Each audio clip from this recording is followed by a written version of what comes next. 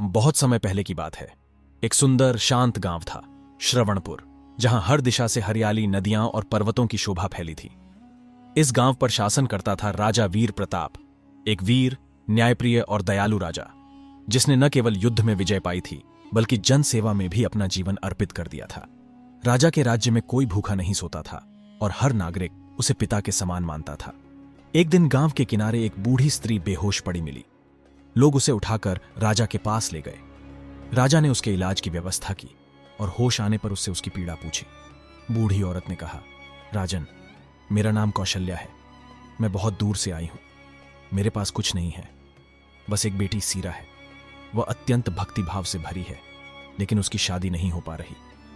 मैं चाहती हूं कोई ऐसा मिले जो उसके दुख को समझे, उसे आदर दे, लेकिन आज के संसार में ऐसा कोई नहीं बचा। राजा ने विनम्रता से कहा, माता, यदि आप अनुमति दें तो मैं स्वयं आपकी बेटी से विवाह करना चाहता हूं। कौशल्या मुस्कुराई, बोली, राजन, मेरी बेटी राजसी जीवन को स्वीकार नहीं करेगी।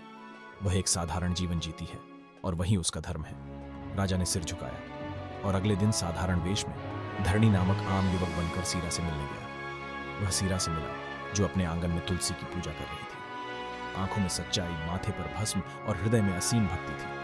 धीरे धीरे दोनों के बीच संवाद होने लगा। सीरा को धरणी की सादगी, ज्ञान और करुणा में कुछ दिव्य अनुभव होने लगे। कुछ दिनों बाद राजा ने अपने असली रूप का खुलासा किया। सीरा और कौशल्या दोनों चौंक गईं। मगर इससे पहले कि कोई और कुछ कहे, अचानक कौशल्या के शरीर से एक तेज प्रकाश निकला।